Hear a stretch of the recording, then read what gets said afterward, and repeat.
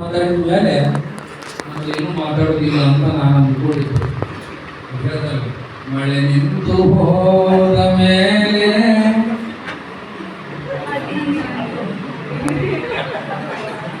ಯಾಕಂದ್ರೆ ಅವರು ಲಾ ಪರ್ಸನ್, ನಾವು ನಾನ್ ಲಾ. ಇಲ್ಲಿ ಗೊತ್ತಲ್ಲ, ನೀವು ಲಾಕು ನಾನ್ ಲಾಕು ಡಿಫ್ರೆನ್ಸ್. ನೀವೆಲ್ಲ ಲಾ ಪರ್ಸನ್. ಇವಾಗ ಬೇರೆ ಇರ್ತಿದ LLB. Before the LLB, ನಾನ್ ಲಾ. ಅಲ್ಲಿ ನಮ್ಮ ಕನ್ನಡ ಮೀಡಿಯಮ್ಮು ಇಂಗ್ಲೀಷ್ ಮೀಡಿಯಮ್ ಅದಾಗ ಹಾಗೆ ನಾನು ನಾನ್ ಲಾ, ನೀವು ಲಾ.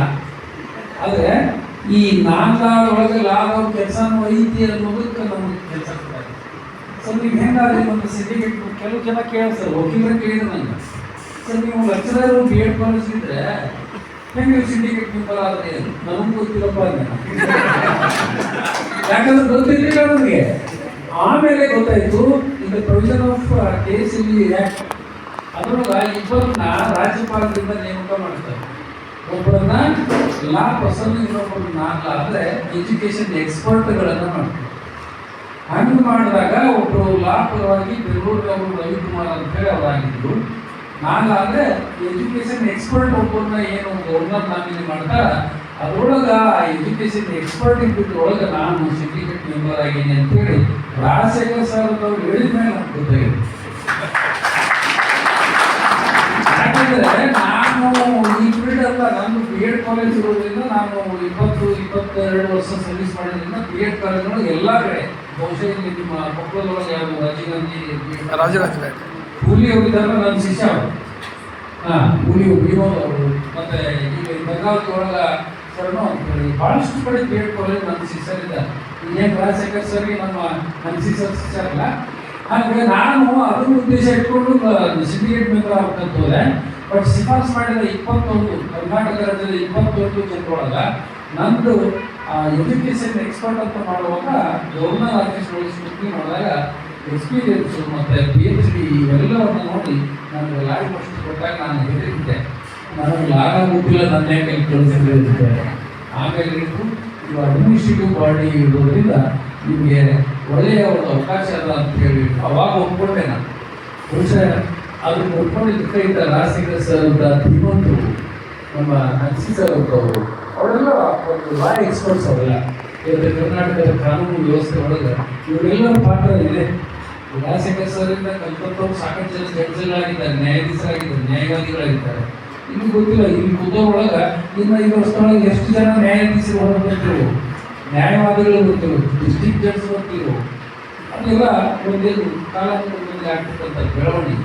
ಇಂಥ ಒಂದು ವ್ಯವಸ್ಥೆಗೆ ನನ್ನ ಸೇವೆ ಸಿಗ್ತಲ್ಲ ಅಂತಕ್ಕಂಥದ್ದು ನನ್ನ ಭಾಗ್ಯ. ಬಹುಶಃ ನಿಮ್ಮ ಕಾಲೇಜ್ ಪರ್ಮಿಷನ್ ಇದ್ದಾಗ ಒಟ್ಟು 23 ಕಾಲೇಜುಗಳು ಅಪ್ಲೈ ಮಾಡಿದ್ವಿ ನಾನು ಸಿಂಡಿಕೇಟ್ ಮೆಂಬರ್ ಆದಾಗ. ನಾವು ಇವರು ಹೋರಾಟ, ನಮ್ಮ ಹನ್ಸಿ ಸರ್ ಹೋರಾಟ ನೋಡಿದ್ದೀವಿ ನಾವು. ಬಿಡದಿಲ್ಲ ಒಂದು ಗೊತ್ತಿತ್ತು, ಆದರೆ ಕೋರ್ಟ್ ಬಂದಾತು ಎಲ್ಲ ಬಂದಾದರೂ ಕೂಡ ಬಟ್ ಬಿಡಲಿಲ್ಲ. ಅದಕ್ಕೆ ನಾನು ಬಗೆರಂತ ಅಂತ ಕರೀತೀವಿ. ಅವಾಗ ನಾವು ಒಂದು ಏನು ಮಾಡಿದ್ವಿ ಏನಂದ್ರೆ, ವಿತೌಟ್ ಇನ್ಸ್ಪೆಕ್ಷನ್ ಒಂದು 2ನೇ ಸಲ ಇದ್ದಾಗ ವಿತೌಟ್ ಇನ್ಸ್ಪೆಕ್ಷನ್ ನಾವೆಲ್ಲರೂ ಕೊಡುವಂಥ ತೀರ್ಮಾನ ಮಾಡಿಕೊಟ್ವಿ. ಅವಾಗ ಸಕ್ಸಸ್ ಆಗಿ ಬಂದಿದ್ದು ಒಂದೇ ಒಂದು ಕೊಪ್ಪಳ ಕಾಲೇಜ್ ಅಂತ ಉತ್ಕಟ ಇಚ್ಛೆಯನ್ನು ಹೊಂದಿರ್ತಕ್ಕಂಥ ಮಾಡ್ಬೇಕಾದ್ರೆ ಭಾಳಷ್ಟು ದಾರಿಗಳು. ಆಗ ಇಂಥದ್ರ ಮೂಲಕ ಬಹುಶಃ ನಾನು ನೋಡಿದಾಗ LIC ಕಮಿಟಿ ನಾವು ಈಗ ಮುಂದೆ ಮಾಡೋ ಸ್ಟಾರ್ಟ್ ಆಗ್ತೀವಿ, ನಿಮ್ಮಲ್ಲಿ ಹೊಡ್ತಾರೆ. ಹಂಗೆ ನಮಗೆ LIC ಕಮಿಟಿ ನಾವು ಕಡೆ ಹೊಂದಿದ್ದೀವಿ. ನಮ್ಗೆ ಇವತ್ತು LIC ಕಮಿಟಿಗೆ ಬಂದೇನೋ ಅಂತಕ್ಕಂಥ ಭಾವನೆ ಬಂತು. ಎಷ್ಟು ಚೆನ್ನಾಗಿರ್ತಕ್ಕಂಥ 30 ವರ್ಷ 20 ವರ್ಷಗಳ ಒಂದು ಅನುಭವ ಇರ್ತಕ್ಕಂಥ ಕಾಲೇಜ್ನೊಳಗೆ ಇಷ್ಟು ಫೆಸಿಲಿಟೀಸ್ಗಳಿಲ್ಲ. ಮತ್ತು 15 ಲಕ್ಷ ರೂಪಾಯಿ ಬುಕ್ಸ್ಗಳನ್ನು ಈಗಾಗಲೇ ತಂದಿದ್ದಾರೆ. ನೋಡ್ಕೊಂಡು ಹೆಣ್ಣು ಮಾಡ್ಬೇಕಂತಂದ್ರೆ ಅಡುಗೆ ಕುರ್ಚಿ ಇಟ್ಟು ತೋರಿಸಿರ್ತಕ್ಕಂಥ ಕಾಲೇಜುಗಳು ಅವೆಲ್ಲ ಬೆಂಗಳೂರು ಕಡೆ ಕ್ಲರ್ಕು ಮತ್ತು ಪ್ರಿನ್ಸಿಪಾಲ್ ಬಿಟ್ಟರೆ ಬೇರೆ ಸಿಗೋದಿಲ್ಲ. ಆದರೆ ಇವತ್ತು ಕೊಪ್ಪಳದಂಥ ಈ ಒಂದು ಉತ್ತರ ಕರ್ನಾಟಕ ಭಾಗದೊಳಗೆ ನಮ್ಮ ಹನ್ಸಿ ಸರ್ ಇಷ್ಟು ವ್ಯವಸ್ಥಿತವಾಗಿ ಮಾಡ್ತಾ ಇದ್ದಾರೆ. ಅವರೆಲ್ಲರಿಗೂ ನೀವು ಅದು ಮೊದಲಿಗರು, ನೀವು ಮೊದಲಿಗರು. ಜ್ಯೇಷ್ಠ ಸುಪುತ್ರ ಅಂದ್ರೆ ಅದು ಬೇರೆನೇ ಇರ್ತದೆ, ಅದಲ್ಲ ಅದು ಬೇರೆನೇ ಇತ್ತು. ಹಂಗೆ ನೀವು ಜ್ಯೇಷ್ಠ ಸುಪುತ್ರರು ಈ ಕಾಲೇಜಿನ. ಹಂಗೆ ಈ ಕಾಲೇಜು ಅಭಿವೃದ್ಧಿ ಆಗಲಿ. ರಾಜಶೇಖರ್ ಸರ್ ಅವರ ಆಶೀರ್ವಾದ. ಈಗ ನೋಡ್ರಿ, ಒಂದು ಮಾತು ಹೇಳ್ತಾರೆ, ಶಿಷ್ಯ ಗುರುವನ್ನು ಮೀರಿಸ್ಬೇಕು, ಮಗ ತಂದೆಯನ್ನು ಮೀರಿಸ್ಬೇಕಂತ. ಅವಾಗ ತಂದೆಗೂ ಮತ್ತು ಬಹುಶಃ ಇವತ್ತು ಹರ್ಷಿ ಸರ್ ಕಾಲೇಜ್ ತೆಗೆದ್ರ ಮೂಲಕ ನಮ್ಮ ರಾಜಶೇಖರ ಸರ್ ಆಸೆ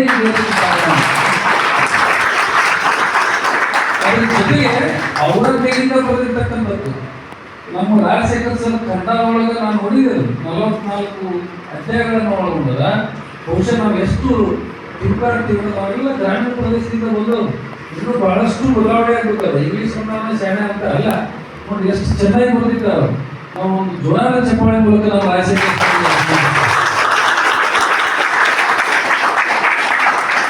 ಯಾಕೆ ನಾವು ಬದಲಾಗ್ತಾ ಇಲ್ಲ ಅಂತಂದ್ರೆ ಕೋಟ್ ಹಾಕೊಂಡ್ಬಿಟ್ಟು ಅಂದ್ರೆ ಟುಸ್ ಇಂಗ್ಲಿಷ್ ಮಾತಾಡಿ ಕನ್ನಡ ಎಲ್ಲ ಹರಿಗಡ್ತಕ್ಕಂಥವ್ರು ಇವತ್ತಾಗಿದ್ದಾರೆ. ಆದ್ರೆ ಸರ್ ನೇರವಾಗಿ ಕನ್ನಡದಲ್ಲಿ ನನ್ನ ಜನಕ್ಕೆ ಒಳ್ಳೇದಾಗಬೇಕಂತ ಏನು ಇಲ್ಲಿ ಹುಟ್ಟೆಲ್ಲ ಅನ್ನೋರನ್ನು ಮಾತಾಡೋದು ನೋಡೇನು ಅಂತ ಧೀಮಂತರು ಕರ್ನಾಟಕ ವಿಶ್ವವಿದ್ಯಾಲಯದೊಳಗ ಹಂಗಾಮಿ ಕುಲಪತಿಗಳಾಗಿದ್ದಾರೆ, ರಿಜಿಸ್ಟರ್ ಆಗಿದ್ದಾರೆ. ನನಗ ಇವತ್ತ ಅವ್ರ ಜೊತೆಗೆ ಭಾಗವಹಿಸ್ತಕ್ಕಂಥ ಸೌಭಾಗ್ಯ ಮತ್ತು ಇಲ್ಲೇ ಇಲ್ಲ ಇರ್ತಕ್ಕಂಥವ್ರು ಹಿರಿಯರು ಪಾಟೀಲ್ ಸರ್ ಇರ್ಬೋದು, ಅರ್ಜಿ ಸರ್ ಇರ್ಬೋದು, ಎಲ್ಲ ಲಾ ಅಜೆಂಡಾಸ್ ಅವ್ರ ಜೊತೆ ನಾನು ಇರ್ತಕ್ಕಂಥದ್ದು ನನ್ನ ಭಾಗ್ಯ. ಮತ್ತು ನಿಮಗೆಲ್ಲ ಏನು ಕೆಲಸ ಮುಂದ ನೀವು ಅನ್ಕೋಬೇಕ, ಅವರು ಇದ್ರ ನಮ್ಮಂಗ ನಾವು ಹಾಕೇವಿ ಹಾಕಿಲ್ಲ. ಯಾವಾಗ 3 ವರ್ಷದಾಗ 3 ವರ್ಷ ಆಗ್ತಿದ್ರಿ, ಯಾವಾಗ ಬರ್ತಿದ್ರಿ ಮಾಡ್ತಿದ್ರಿ ಅಂತ ನಾವು ಒಂದು ಟೀಚರ್ ಇದ್ರು ಹೇಳುವಾಗ ಹೇಳ್ತೇವೆ ವಿತೌಟ್ ಸ್ಕಿಲ್ ಅಂದ್ರೆ ಗೊತ್ತಲ್ಲ ಎಷ್ಟು ಶಬ್ದ SKIL. ಅದನ್ನ ನೀವು ಲಾಯರ್ ಆಗ್ಬೇಕಂದ್ರೆ you should inculcate the skill. ಆ ಸ್ಕಿಲ್ ಅನ್ನೋ ಶಬ್ದಗಳು ಒಂದು ಎಸ್ ತೆಗೆದುಬಿಟ್ರೆ ಏನಾಗ್ತದ, ಯಾರನ್ನ ನೀವು ಸ್ಕಿಲ್ ಇರ್ಲಿಲ್ಲ ಅಂದ್ರ ನಿಮ್ಮ ಬಿರಿಯಾನಿದಾರ ಯಾರು ಬರ್ತಾರಲ್ಲ ಅವ್ರನ್ನ ಏನ್ ಮಾಡ್ತೀರಿ ನೀವು ಚಂಡ ಹಾರಿಸ್ಕೊಂತ ಹೋಗ್ತಿದ್ರೆ. ಒಂದ್ ವೇಳೆ ಇನ್ನೂ ಸ್ಕಿಲ್ ಇಲ್ಲಪ್ಪ ಅಂದ್ರೆ ಕೇತಿಗೆ ಏನಾಗ್ತದ, ಇಲ್ಲ ಅಂದ್ರೆ ಅನಾರೋಗ್ಯ ಓಟ್ ಹೋಗಿ ಜೊಯ್ ಅಂತಾರೆ, ಹಾಕಿರ್ತಾರೆ, ಹೆಂಗಾರ ಹೇರ್ ಸ್ಟೈಲ್ ಇರ್ತದ, ಏನಾದ್ರು ತಿಂತಿರ್ತಾರ, ಯಾರ್ಯಾರ ಉಗುಳು ತಿಂತಾರ, ದಟ್ ಇಸ್ ಡಿ, ಅದು ಅನಾರೋಗ್ಯ. ಈ ಕೋರ್ಟ್ ವಕೀಲ ಆಗಪ್ಪ ನಾನು ಯಾಕಂದ್ರೆ ನೋಡಿದ ನಮ್ಮ ಪಾಟೀಲ್ ಅಂತ ವಕೀಲ ಹೆಂಗದ ಅಂತ ಹೇಳಿ ಅವನು ನೋಡಿ ಉದಾಹರಣೆ ಕೊಡ್ತಾರೆ. ಅಂಥವ್ರು ನೀವು ಹಾಕ್ಬಾರ್ದು. ಹೋಗ್ಲಿ ಅದ ಆಯುಧ ತೆಗೆದ್ಬಿಡ್ರಿ, ಎಲ್ಲೆಲ್ಲಿ ಲೈಫ್ ಲಾಂಗ್ ನೀವು ಸಾಹಿತ್ಯನು ಅದು ಕೆಟ್ಟ ಹೆಸರು. ಇದು ಸ್ಕಿಲ್. ಆ ಸ್ಕಿಲ್ ಇಲ್ಲದೆ ಹೋರಾಟಕ್ಕಾಗ್ತದೆ. ನೀವು ಇಷ್ಟು ಇಂಟರ್ಕ್ಯೂಟ್ ಸ್ಕಿಲ್ ಎಲ್ಲ ಥರದ ಕಾನೂನುಗಳನ್ನು ಕೊಡಿ. ಮತ್ತೆ ನಿಮ್ಮ ಎದುರಿಗೆ ಇರ್ತಾನೆ ಅವನಿಗೆ ಕಾನೂನು ಬೇಕು ಕೊಡಬೇಕು ಹೊರತು ಅವನಿಗೆ ಗೊತ್ತಿಲ್ಲ ಕಾನೂನು ಕೊಡೋದಲ್ಲ. ಬಾಯಿ ಎಲ್ಲ ಕೊಡ್ಬೋದು ನನಗೆ ಗೊತ್ತೈತಪ್ಪ, ನೀ ಅಲ್ರಿ ನನಗೆ ಇದು ಮಗು ಮುಗಿಸಿ ಅಂತ ಅಮ್ಮ ಹೇಳಿದ ಬಾಯಿ ಮುದ್ದತ್ತು ಅಂತ ಮಾಡಿ. ಈಗ ಕೆಲವು ಜನ ಇದ್ದಾರೆ. ಆದ್ರೆ ಇವತ್ತು ನ್ಯಾಯಾಂಗ ವ್ಯವಸ್ಥೆ ನಾನು ಸರ್ ಕೇಳಿದಾಗ ಅಂದೆ, ಸರ್ ಹೆಚ್ಚಿಗೆ ಕಾಲೇಜುಗಳು ಆದಷ್ಟು ಒಳ್ಳೇದು ಇಲ್ಲಿ ಪಾರ್ಟಿ ಹೋಗ್ತದ ಅಂತಂದ್ರೆ ಸರ್ ಪಾರ್ಟಿ ಹೋದ್ರೆ 110 ಮಂದಿ ಚಲೋ ಬರ್ತಾರಲ್ರಿ ಅಂತ. ನನ್ನ ಉದ್ದೇಶ ಅದೇ. ಅಂದ್ರೆ ನಾವು ಸಿಂಡಿಕೇಟ್ ಮೆಂಬರ್ ಆದಾಗ ನಾನು BEd ಕಾಲೇಜ್ ಅನುಭವಗಳನ್ನ ನಾನು ಸಿಂಡಿಕೇಟ್ ಮೆಂಬರ್ ಆಗಿ ಏನು ಹೇಳಿದೆ ಅಂದ್ರೆ ಮೊದಲು ಎಲ್ಲ ಕಾಲೇಜಿನೊಳಗೆ ಪರ್ಸೆಂಟೇಜ್ ಮೇಲೆ ತಗೋರಿ ಅಂತ ಸುಮ್ಮನೆ ಅಂದ್ರೆ ಜನರಲ್ ಆಗಿ ಒಂದು ಹೇಳಿದೆ ನಾವು. ಅದ್ರ ಎಫೆಕ್ಟ್ ಏನಂತಂದ್ರೆ ಬಹುಶಃ ಎಲ್ಲರಿಗೂ ಗೊತ್ತಿಲ್ಲ, ಮುಚ್ಚಾಕತ್ತಿದ ಲಾ ಕಾಲೇಜುಗಳು ತೆರಬೇಕು. ಯಾಕಂದ್ರೆ ಬಂದವ್ರು ಅಷ್ಟು ಅಡ್ಮಿಷನ್ ತಗೊಂಡು 60 ಜನ ಆದ್ಮೇಲೆ ಬಂದವ್ರಿಗೆ ಯಾರ್ಯಾರು ಬರ್ತಾರೆ ಇಲ್ಲಂತಿದ್ರು. ಅಪ್ಲಿಕೇಶನ್ ಇನ್ವೈಟ್ ಮಾಡ್ರಿ, ಅವ್ರಿಂದ ಬಂದಂತ ಸ್ಕೂಟ್ನಿ ಮಾಡ್ರಿ, ಹೈರಾರಿಕೆ ಒಳಗಂದ್ರೆ ಪರ್ಸೆಂಟೇಜ್ ಇದ್ದವ್ರು ತಗೋರಿ ಅಂತ ಫಸ್ಟ್ ಇಯರ್ ಹೇಳಿದ್ವಿ. ಅದರಿಂದ ಎಲ್ಲರೂ ಪರ್ಸೆಂಟೇಜ್ ಮೇಲೆ ತಗೋತಾರಂತ ಎಲ್ಲರೂ ಈ ಕಡೆ ನೋಡಾಕ.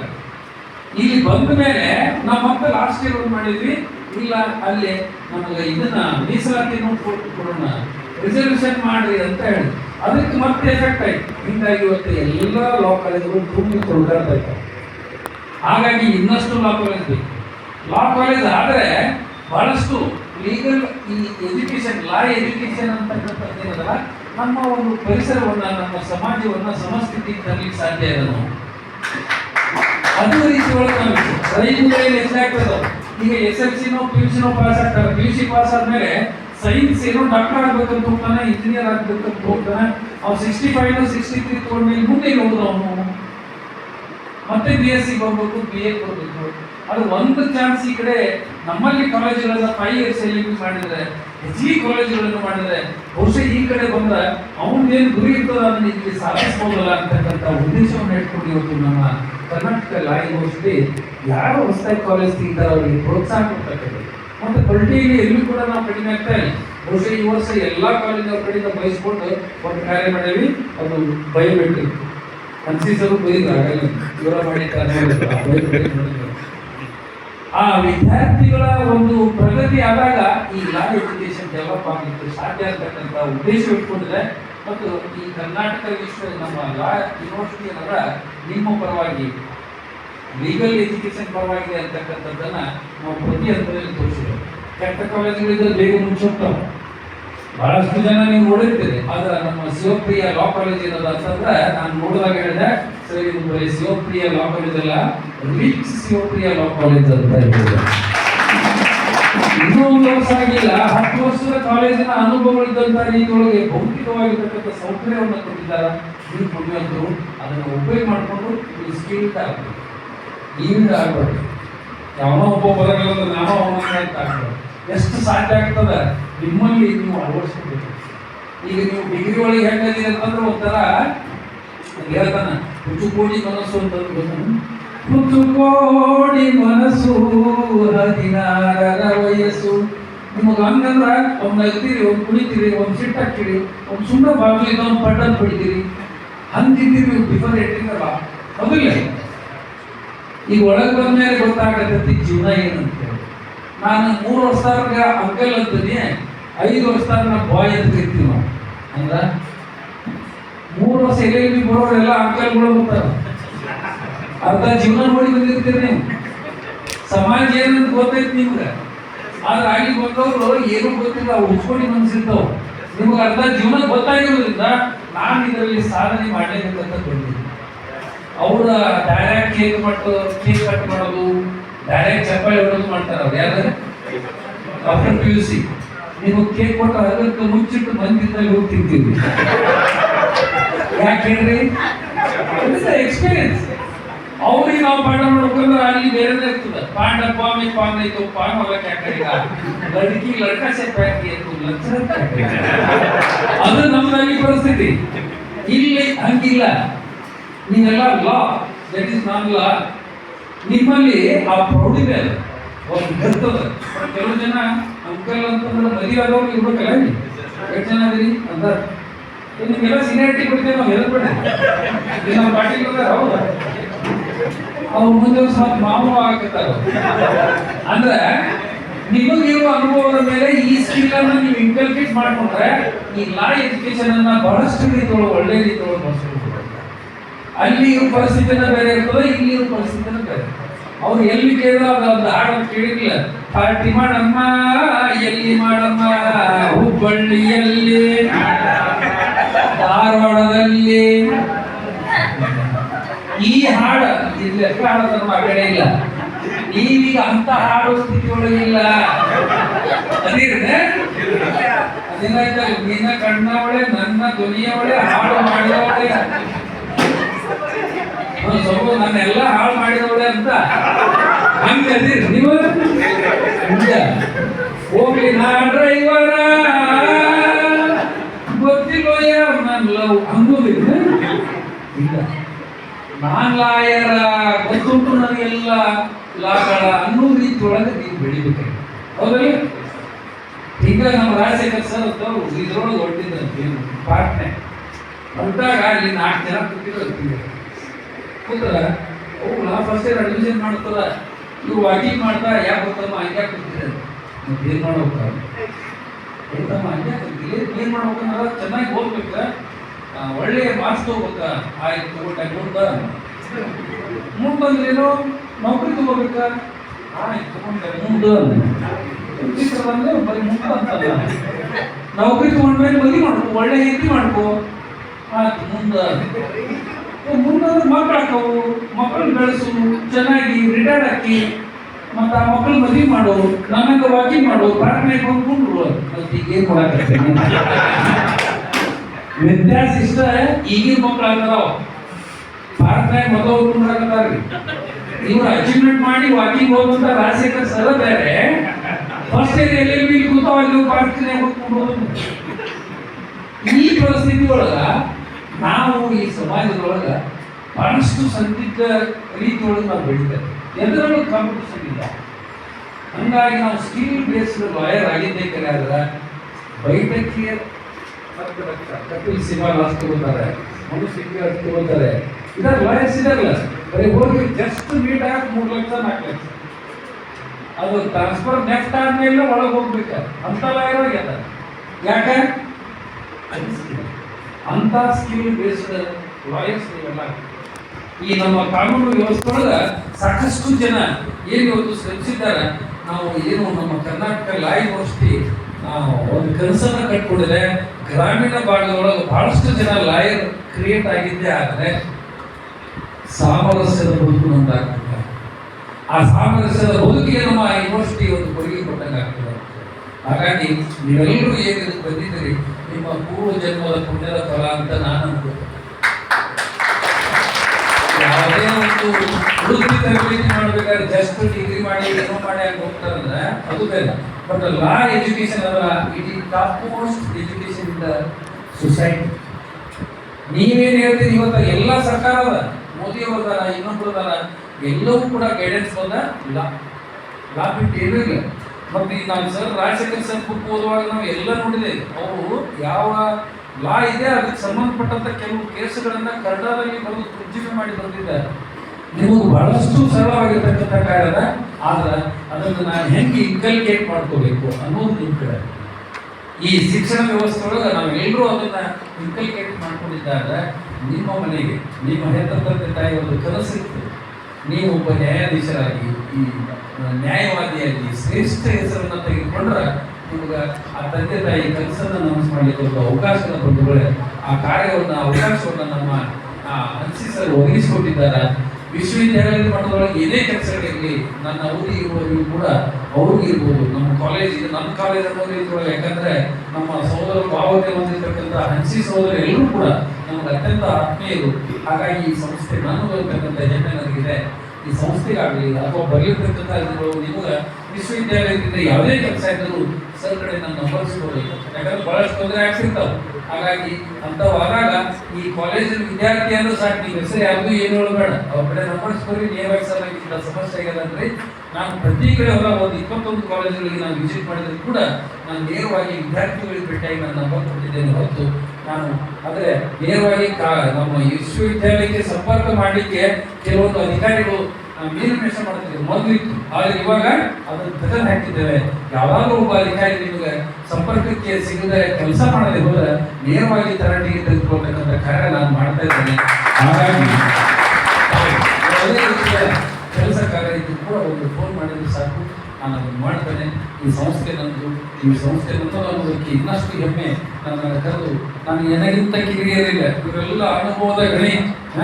ಅವ್ರ ಮಧ್ಯದೊಳಗೆ ನಾನು ಒಬ್ಬ ಕಿರಿಯನಾಗಿ ಈ ಸದಸ್ಯತ್ವ ಅದು ಬೇರೆ ಹುದ್ದೆ ಬೇರೆ, ನಾನು ಅವರೆಲ್ಲರ ಮಗನಾಗಿ ಸಹೋದರನಾಗಿ ಕಾರ್ಯಕ್ರಮದಲ್ಲಿ ತುಂಬ ಹುದ್ದೆಯಿಂದ ಭಾಗವಹಿಸಿದ್ದೇನೆ. ಈ ಸಂಸ್ಥೆಯ ಸನ್ಮಾನವನ್ನು ಸ್ವೀಕರಿಸಿದ್ದೇನೆ. ನನ್ನ ಸಂಸ್ಥೆ ನನಗೆ ಕೊಟ್ಟಂಥ ಸನ್ಮಾನ ಅಂತ ತಿಳಿದುಕೊಂಡು ತಾವೆಲ್ಲರೂ ಏನು ಬರೆಯತಕ್ಕಂಥ ದಿನೊಳಗೆ ಉತ್ಕಟ ಇಚ್ಛೆಯನ್ನು ಹೊಂದಿದ್ದೀರಿ.